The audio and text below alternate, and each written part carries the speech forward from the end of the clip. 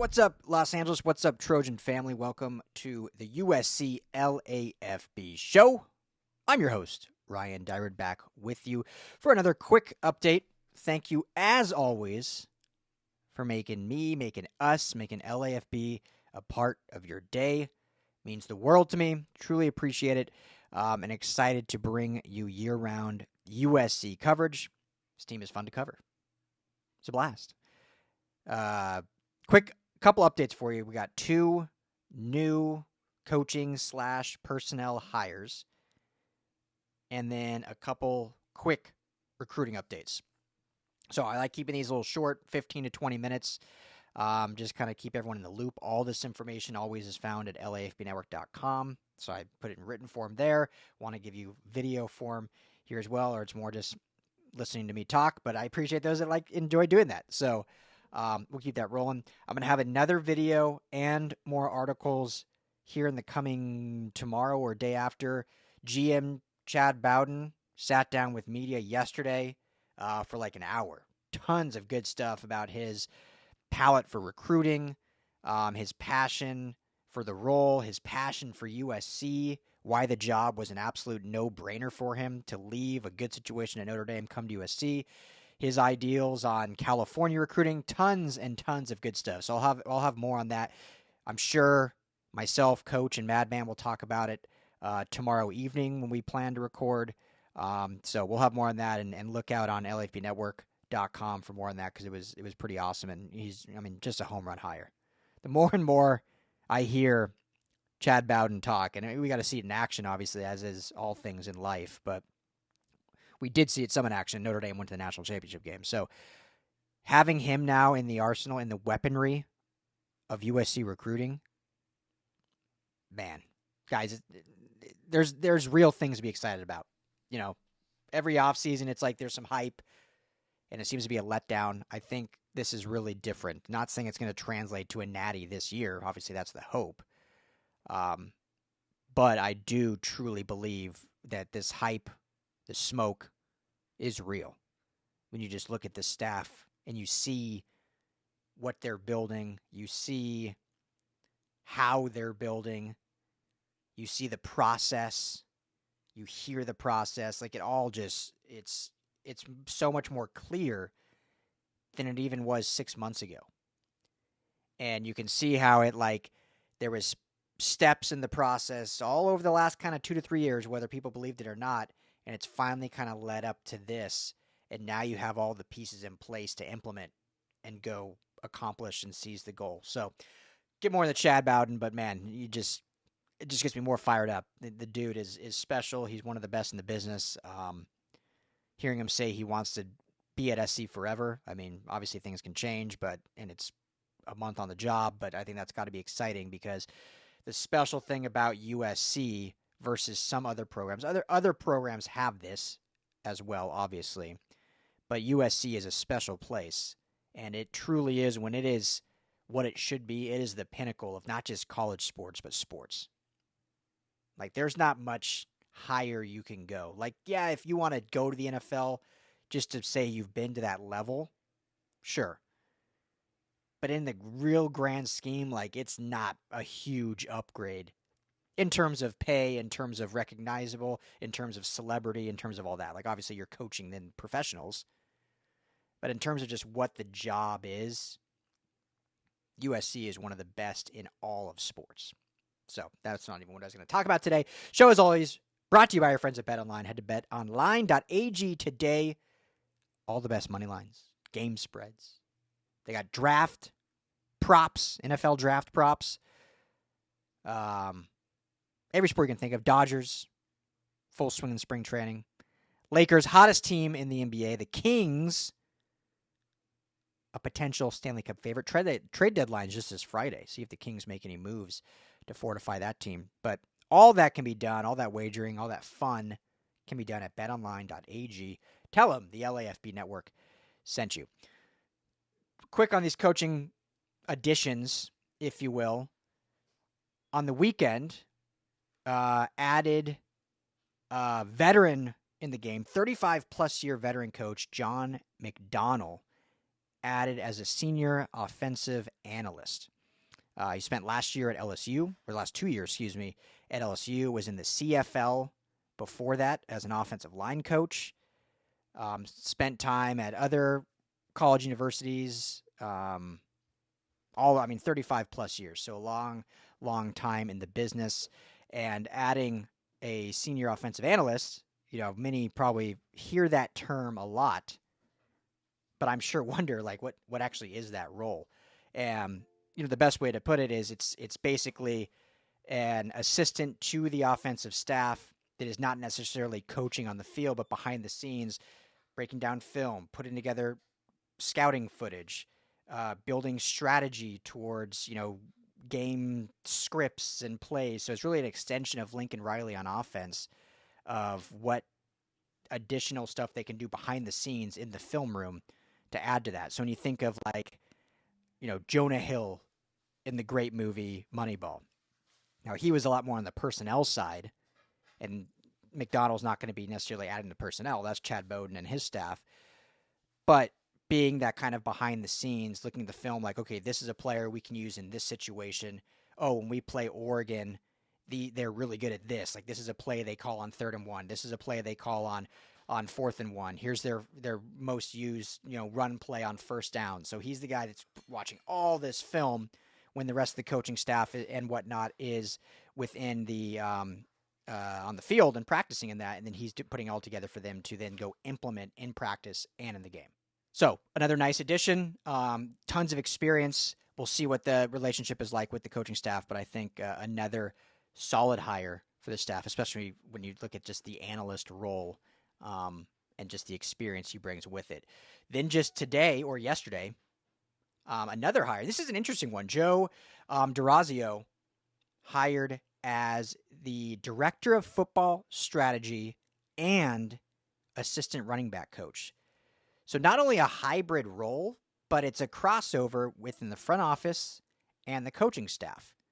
And so the hire itself, I think he's a solid hire. Was with Baylor last year, so comes from a pretty pristine program. He was an offensive coordinator at Columbia, as well as a running back coach before that at Columbia, and then had stints in the NFL. He was an assistant to Andy Reid with the Chiefs, an assistant wide receivers coach with the Eagles.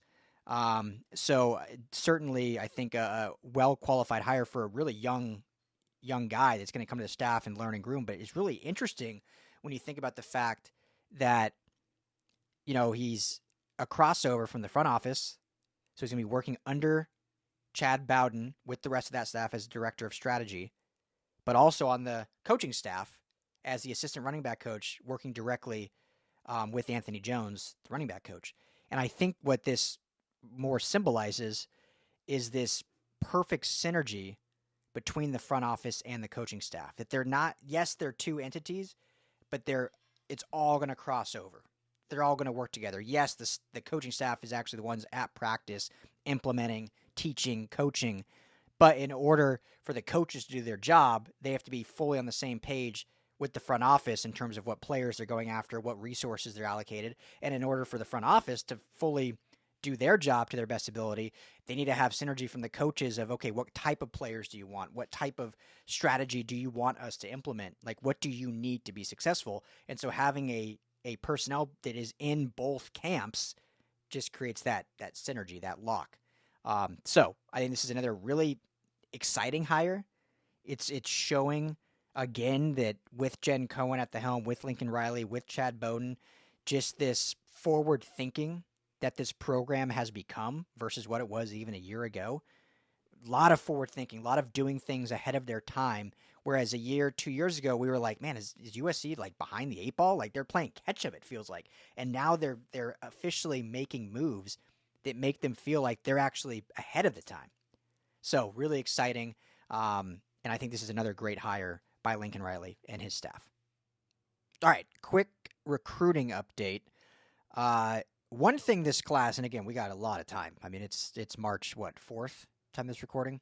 So we got a long way to go till December. But the one thing that this recruiting class so far is lacking is any offensive line commits. Lot are trending towards SC. I think new O-line coach Zach Hansen has done a fantastic job in his early recruiting stages, and I think this will end up being a really solid offensive line class. So excited to see him kind of close this class in over the next course of 6, 7, 8 months as the offensive line coach. But no commits yet. I zero room for concern, so I don't want anyone out there being concerned. But it is a position that obviously every year you want to have, 2, 3, not 2. You want to have 3, 4, 5 offensive line commits every single class. So they will certainly look to add quite a few. Two names that have put USC in their top 8 that I wanted to quickly mention are Deacon Schmidt out of Colorado, my home state, out of Windsor, Colorado, and Tommy Tofi out of Sacramento, up in Northern Cal. Both 5-star offensive linemen. Schmidt is 4-star offensive lineman. Schmidt's offensive tackle. He's a 24th ranked tackle in the 26th class, according to On3 industry rankings. Second ranked prospect in the entire state of Colorado, actually. But just a big dude, 6'5", 310. At that size, he kind of has a little bit of versatility. Certainly, I believe he's big enough to play tackle, but may even be better suited to move inside. Nowadays in college football and the pros, you're seeing 6'6", 6'7", 6'8" as your kind of like premier tackles, but I mean 6'5" is plenty big, so he'd be fine, totally fine playing there. Obviously, I think he can put more weight on. He's entering his senior year of high school, so we'll certainly have plenty of time to put weight on. Definitely being recruited hard kind of by the Midwest. Nebraska, Oklahoma are schools going after him. Tennessee is another one that's in hot pursuit, but USC gets in that top 8. So certainly an opportunity here for the Trojans to close on one of the top tackles in this class. And then, as I mentioned, Tofi, 4-star, he's an interior offensive lineman out of Sacramento. He may even be suited to slide outside. His size, 6'7", 350. Mountain of a human being. Absolute mountain. 12th ranked interior offensive lineman, according to On3 industry rankings. 166th overall ranked player in the 26th class. Obviously, a lot of competition for his services. Per usual, with Cali kids. Number one, I guess you can say, competition right now is Oregon. Oregon is in hot pursuit of getting Tofi, and USC, and both schools are in his top 8. So USC and Zach Hansen will look to potentially close that down. Both these kids, Schmidt and Tofi, would be fantastic recruiting wins for USC, and one that we'll obviously continue to monitor closely here at LAFB and let you guys know. And there are other offensive line prospects that we'll get to and have plenty more coverage and articles and videos on. So make sure to keep it here at LAFB. But Deacon Schmidt and Tofi from NorCal, two that have USC in their top 8, and we could potentially see some commitments here soon, especially as official visits and whatnot get scheduled for these guys and getting them on campus. So those could be two big ones, 2 big 4-star guys to anchor this offensive line class, similar to how last year ended up with some big 4-star guys especially at the end there, and Aaron Dunn and getting the kid out of North Carolina as well. So big opportunity, Alex Payne, that is. Lastly, want to mention Devon Benjamin, Cali kid from Corona, goes to Oaks Christian. He had been kind of trending, or at least prediction-wise, was always in favor SC, being a local kid and kind of SC's new commitment. Just this morning, or was it yesterday, just within the last 24 hours, On3 put out a new RPM for Oregon. Of course. It's going to be Oregon. That's the way it's going to go, guys. Not saying he's going to commit to Oregon. I mean, the competition is going to be Oregon with these Cali kids. So they are now the new favorite to land Benjamin. But the big news, tomorrow, Benjamin will actually be visiting USC as Doug Belk, Javon Reed, Lincoln Riley have another. This will be his 4th visit to USC.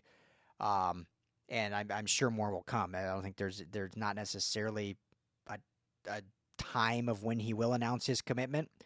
However, USC would love it if they could get him to commit while on campus. If they can do especially with this new staff with Chad Bowden and whatnot, that could be a big push to potentially get him. Now, if they do end up not getting him, not obviously the end of the world, as this is a deep defensive back class as it is, and USC already has R.J. Sermon and Brandon Lockhart, two top 10, 2 and 6 respectively, defensive backs in this entire class. Benjamin would be another top 5. I mean, it would be Brandon Arrington they're trending to, who's the number 1 on industry rankings. Elbert Hill, who's more favored to stay in the Midwest and go to potentially Ohio State, but USC certainly on the radar after a good visit. But you'd love to get Devon Benjamin, keep him home, local kid, and man, you think of R.J. Sermons, Devon Benjamin, Brandon Lockhart, Madden Riadora. If they can get Brandon Arrington, I mean, we're talking about a world-class defensive back 2026 recruiting class. Incredible. So, the latest is he's trending Oregon, but will be on USC's campus for a visit on Wednesday or Thursday of this week. So, not the last word, USC. There's still a lot of time potentially in his recruiting. But considering it just kind of flipped in Oregon's favor, it's very favorable that now he's going to be back on USC's campus, and maybe they can flip that narrative again and then just keep kind of building that relationship. So another one to monitor. We will keep you up on that. So that's really it. Those are the kind of quick updates here. We will be back again tomorrow night. The coach, the madman, talking all things. We'll probably get into Chad Bowden and his media time and all the stuff he said. A lot of great stuff. So thank you as always, everyone, for joining me, for hanging out and listening to these USC updates. I always appreciate it. Love all the feedback you guys give. It's fantastic. So it makes this offseason that much more fun and makes covering this team that much more fun. And I'm just hyped about where this program is headed. So if you have not already, please hit that like and subscribe button. If you've never been, USC LAFB is the YouTube channel. That's USC LAFB. Podcast or audio platform on Apple, Spotify, wherever you get your podcast. Just search Salute to Troy, or all of our USC coverage and all of our LA sports coverage can be found at LAFBnetwork.com. As always, fight on.